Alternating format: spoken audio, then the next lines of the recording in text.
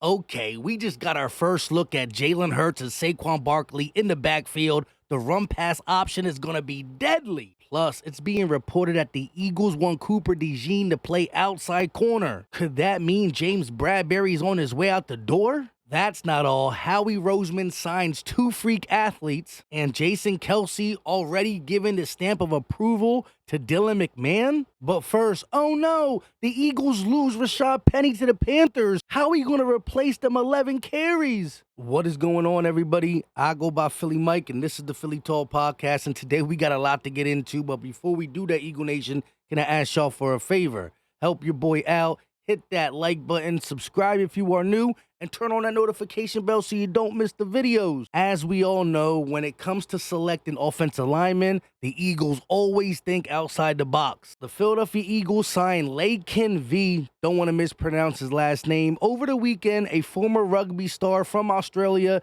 The 6'5", 318-pound, 21-year-old has never played football before, but has come close to it. Sort of. Not saying he's our next Jordan Mailata, but who knows? With Stoutland, anything's possible. Honestly, it's a great story. Eagle Scout in Australia runs into the family, meets the kids, and gives him an opportunity. Since then, him and Jordan Mailata have been in contact a lot, and now he's a Philadelphia Eagle enrolling at Stoutland University, project number 2. Speaking of Jordan Mailata, listen to what he eats the night before a game. An entire box of bow tie pasta with shrimp and rose sauce with spinach, sun-dried tomatoes, garlic, salt, pepper, and chili flakes, a 20-ounce steak, 3 pieces of garlic bread, and a Sprite just to wake up the morning of game day and eat an 8-egg omelet with spinach, mushrooms, cheese, sometimes avocado,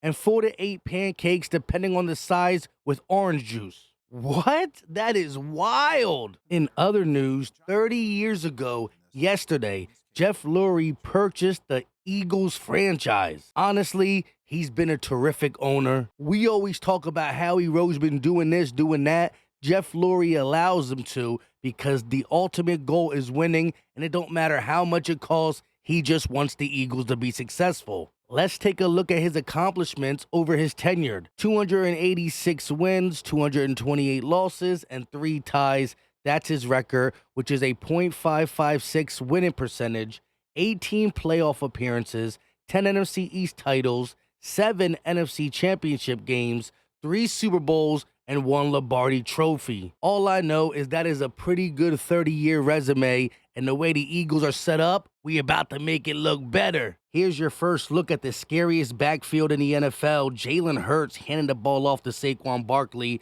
and who knows, when Jalen Hurts decides to keep it and run for the first down, throw it to A.J. Brown, maybe Devontae Smith, or even throw it back to Saquon Barkley, but get used to this duo. Y'all thought the brotherly shove was bad.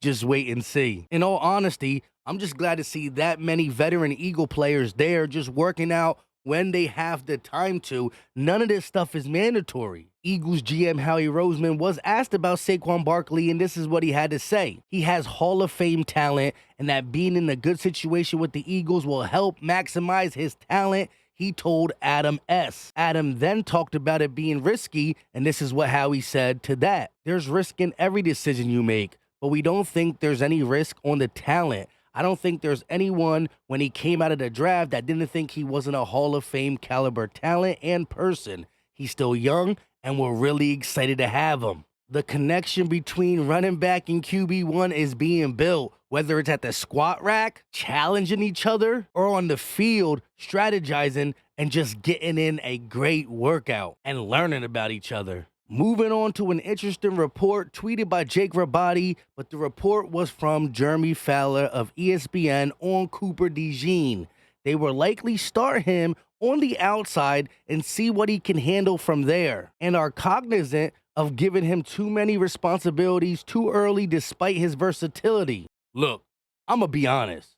If Slay, Quinyon Mitchell, Cooper DeJean, James Bradbury, Isaiah Rodgers, Keely Ringo, and others are on the roster, James Bradbury is out of here. The cornerback list is getting too hefty. And with Slay being the better of your older corners, it could really make sense to cut bait with James Bradberry. Yeah, could the Eagles wait and see how the rest of the training camp, OTA, blah, blah, blah, period pan out? Of course.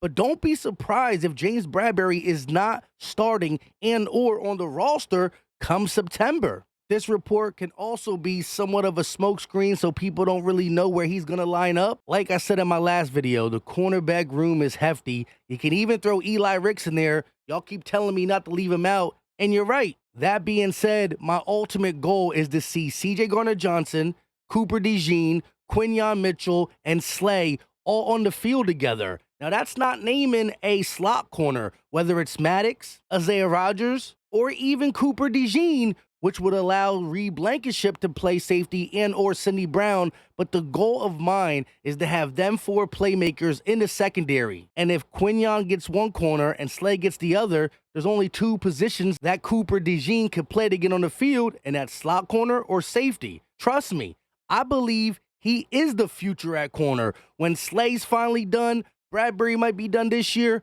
our 2 bookend corners are going to be Cooper DeJean and Quinyon Mitchell. And I would love Isaiah Rodgers as a youngster in the slot going forward for the future. Nice little 3-piece tandem. But y'all let me know your thoughts in the comment section. I definitely want to hear what y'all think, especially with this report. Let's not forget the Eagles did sign cornerback Sean Stevenson, a source told the Liberty Line per Jake Rabati. Stevenson was a player Philly showed a lot of interest to throughout the draft process and invited him to rookie minicamp. Stevens impressed and earned himself a spot on the 90-man roster. Now, that's the 90-man roster. You got to get to the 53-man roster. Stevens was an AFCA All-American and had 8 interceptions in both 2022 and 2023. He ran a sub 4.44, and he's the cousin or nephew, I believe it's nephew, of Steelers defensive back Joey Porter Jr., who we know who his dad was,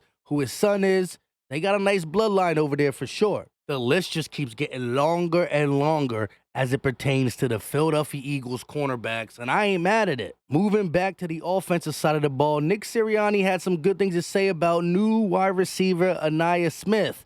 It's going to be fun to see how we can get him the football and different ways that he can contribute both on special teams and on offense. Again, I am not sure who's going to win the wide receiver 3 position, Johnny Wilson, Ainias Smith, and I'm not letting go of the fact that Paris Campbell was liked by the Eagles organization for a while, so he'll get a crack at it as well. But Ainias Smith playing a lot of slot for his college team, Texas A&M, I think he's just going to fit in. And the Eagles were targeting him, right? Jeremiah Trotter Jr.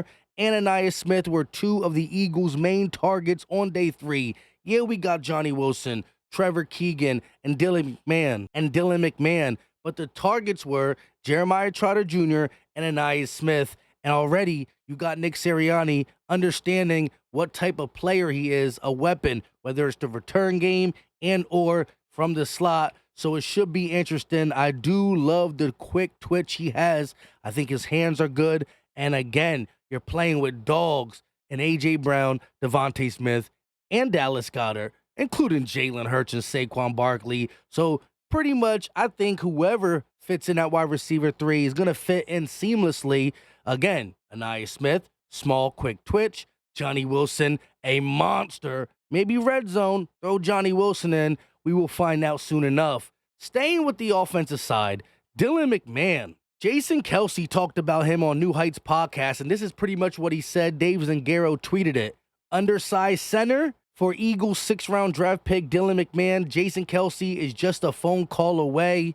He says he loves his game. He puts a lot of respect on the undersized center who has that athleticism. Jason Kelce mentioned that both their athleticism score were pretty much neck and neck. And Dylan McMahon was 1 pick in front of Jason Kelce way back when. So he compared his game and style, and he's a big fan of Dylan McMahon. And who better to mold him into a possible future Jason Kelce than Jeff Stoutland? And again, he's a center.